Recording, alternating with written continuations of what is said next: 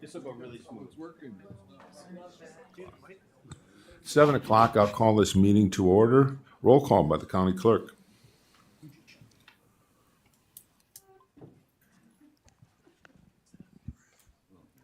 We have 28 present and 2 absent. Thank you very much. We will pledge allegiance. Mr. Morris, would you lead us? I pledge allegiance to the flag of the United States of America and to the republic for which it stands, one nation, under God, indivisible, with liberty and justice for all. Just take a second here. Please be seated. We're in compliance with the open meetings law, Mr. Administrator? We are, Mr. Chair. Okay.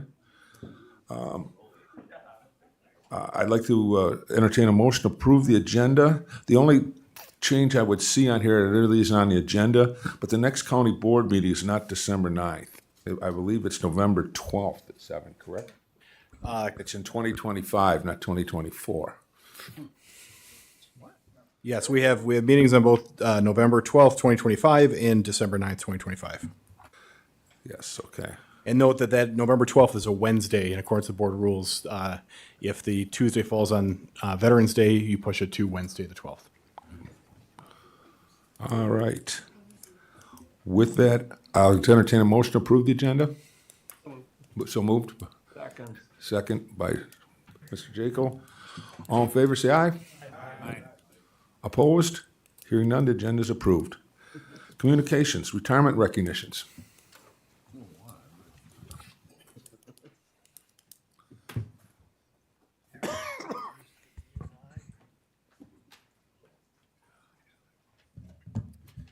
So we have 6 people who we are recognizing with retirement recognitions today. And combined, that is a total of 95 years of service to the county. So just do a quick round of applause for everyone who's here today. I will call them up. I know a number of them are here, as well as some of their department heads or supervisors who can give some brief remarks. So I will start with the Sheriff's Office. Deputy Scott Gukich has retired with 34 years of service to the county.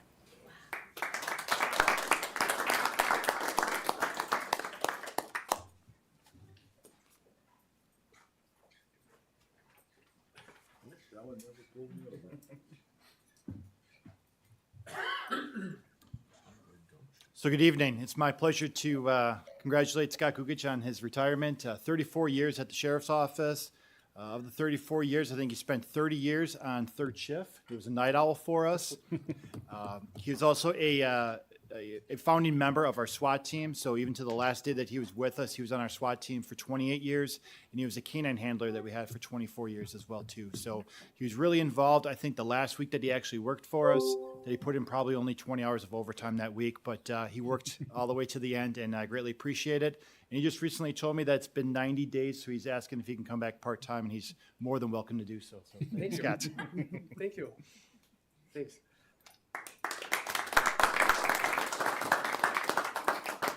Thank you. I'd just like to say that it's been a pleasure serving the county for the last 34 years. You know, it just doesn't seem like you're really working when you're having a great time. And I worked with a great number of fellow deputies, the administration. The Sheriff's Office is really taken off, and it's going to continue to grow. And very proud that I was able to serve the county. Thank you.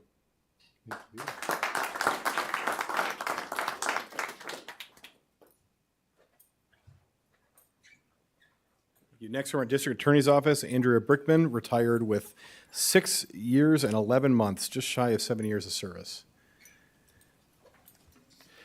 From Central Services, Stuart Massey, retired with just over 6 years of service. And Human Services, I think I see Brent here. We have a number of retirements. We'll bring them up. I'll just announce them all, and then you can bring them up in order.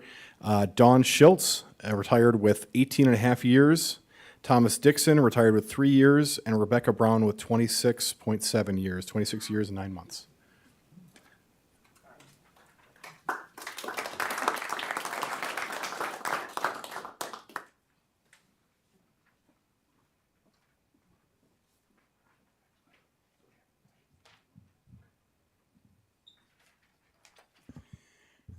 Good evening. It's my pleasure to recognize Rebecca Brown on her recent retirement. Rebecca spent 26 years with the county, all 26 with Human Services. And what doesn't happen very often is all 26 at Human Services were within the Children and Families Division, and that doesn't happen very often. So kudos to Rebecca. Rebecca started in a program called Intensive Supervision, which means she dealt with the most difficult youth in our county. She saw these youth every single day, including Saturdays and Sundays. From there, she transitioned to be on our first ever Child Protective Services ongoing unit when we restructured Human Services a number of years ago, where she helped families reunify, made sure they were safe, and implemented safety plans for all around the clock. The last number of years, she transitioned to our youth justice team, where she made sure the community was safe, she helped youth flourish, and she spent a great deal of time assisting in all of our programming at Human Services to support her peers, to implement employee appreciation efforts, and Rebecca will forever be known for that. So a big thank you to Rebecca.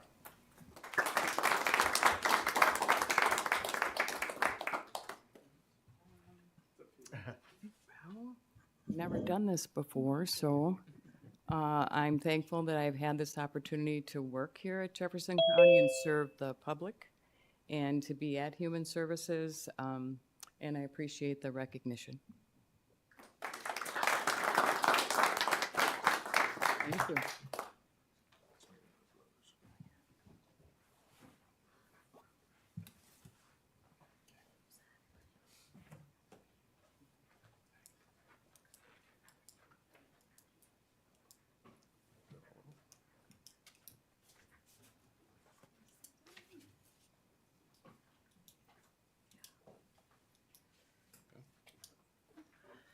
Is that all, Michael?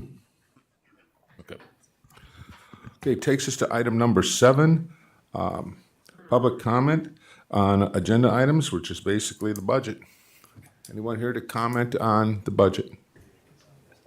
There was no one signed up. I see no one from the public here to comment on the budget, so we'll move on to reports, number 8. Mr. Lucky. Included in your packet are 2 reports, our net new construction report, which you'll find on page 1, and our 2025 county apportionment report, which you'll find beginning on page 2.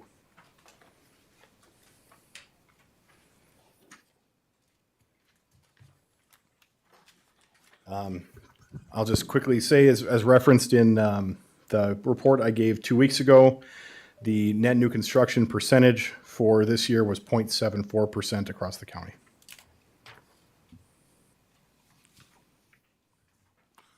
Any questions on this? Questions for Mr. Lucky? Any questions?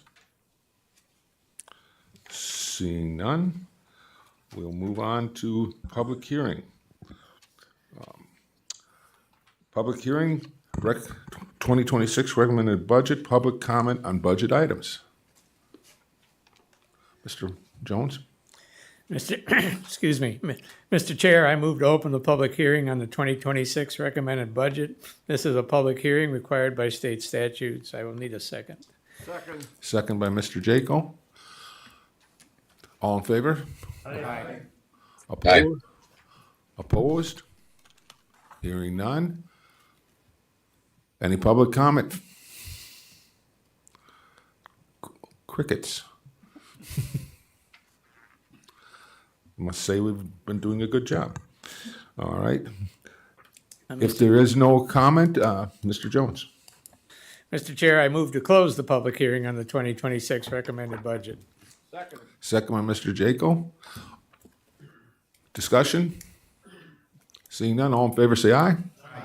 Aye. Opposed? Hearing none, the public hearing is closed. Special order of business. Questions and answers on the 2026 budget. That's for everybody here on the floor. You have questions for Mr. Lucky or Mark? Boy, we got an agreeable bunch here. Any questions? Any questions? With that, we'll move on to committee reports, resolutions, and ordinances. Item 11, Finance Committee, resolution authorizing Jefferson County to enter into general obligation promissory note agreement with Premier Bank for the amount of $805,769. Mr. Jones.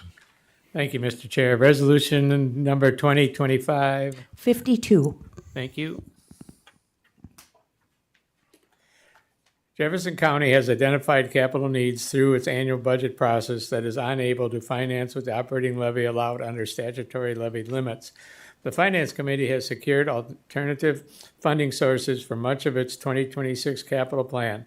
However, a funding difference of $805,769 still exists. The county desires to execute a general obligation promissory note to refund the remainder of its 2026 capital plan.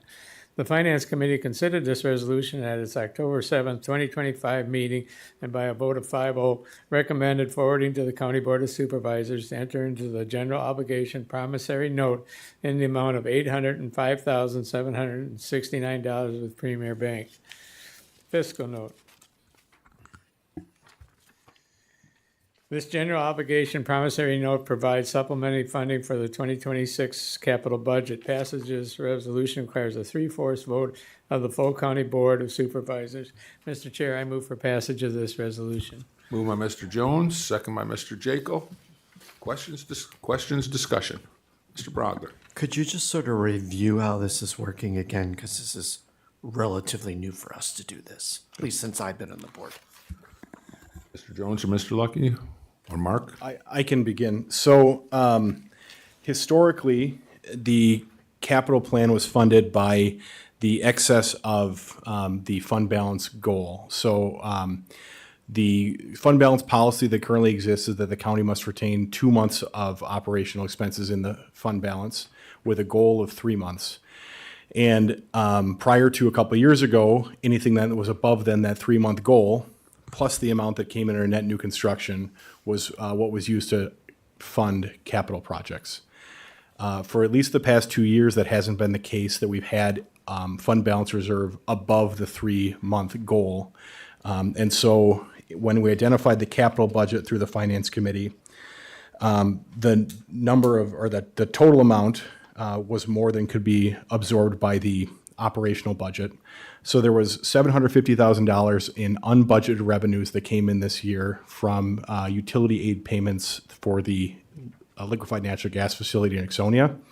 And the Finance Committee chose to apply that $750,000 unexpected excess to the capital projects, leaving the amount of $805,769, which was decided to be funded through the issuance of debt, which would be issued for long-term debt, so at least a year and a day, and then paid off with the tax settlements in January. Can you just Supervisor talk, Truex.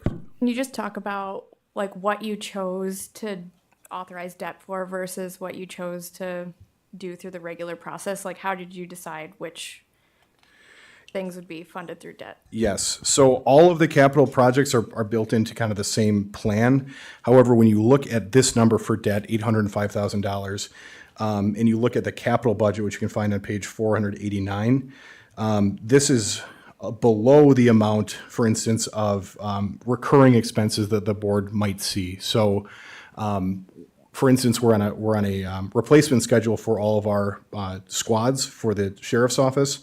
So to replace on that replacement schedule 6 police interceptors and 2 Ford police interceptors for detectives, that amount comes out to about $897,000. So just conceptually, you know, if this were to be removed then from operating and moved towards bonding, we know that expense is going to come year after year. So that doesn't mean that we're going to obligate necessarily year after year to debt, but you know, that's maybe kind of the amount of the recurring gap that would exist. Mark. I have just something quick to add to that. If you look at that schedule that details the capital budget and the amounts that are being financed, the projects that are being financed, most of them have to do with the courthouse, this facility, like our grounds. I tried to keep that consistent with what we had financed in the past. That's kind of the way, and I made that recommendation, so that's the reason why it's done that way. Mr. Backlund. Just to be clear, so this is not reoccurring debt. This is a one-time to take care of capital issues. Yes, this is a one-time debt. However, when you look at the total amount of capital projects, it could be something the board chooses to do in the future. It could be one time, but this authorization is just one time. Correct. Yeah, just so people know, it's not next year. We're not going to necessarily go for the same amount to cover the same things. It's not, I'm going to call it like one-offs. And there's always going to be that, things that need to be done with properties, that sort of thing. And not going into, I don't know, salaries or whatever. Mr. DeVries. I'm not sure that we can say at this point that we would not at least suggest doing that in future years. The truth is that our revenue sources are pretty steady and our expenses are growing. So we've had to come up with some creative ways to finance our capital needs.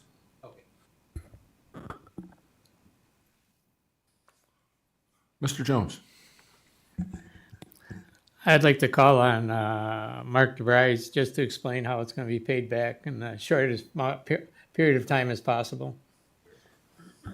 So the note has to be signed before the budget's passed, and the budget's going to be passed in November, on November 12th. So that would mean that once this board votes, and if you grant us access to do this tonight, we will be executing those documents within the next week, so that we can have that done by the time the budget passes. We will be obligated to pay, we can pay the debt off anytime. The reason why we're choosing to do it around January 15th is because that's when all of our tax settlement amounts come in, and that's when we have the cash flow to pay it back. So that's when it makes the most sense for us. And so we would have outstanding, this debt would be outstanding for about a month and a half. And so there would be a minimal amount of interest associated with that.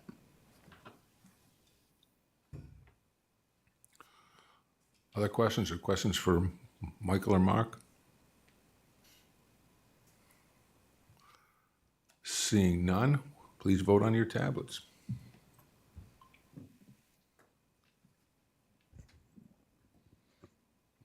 Mine isn't coming up. Boy. Supervisor Jones, Aye. Supervisor Richardson, Aye. Supervisor Price, Aye.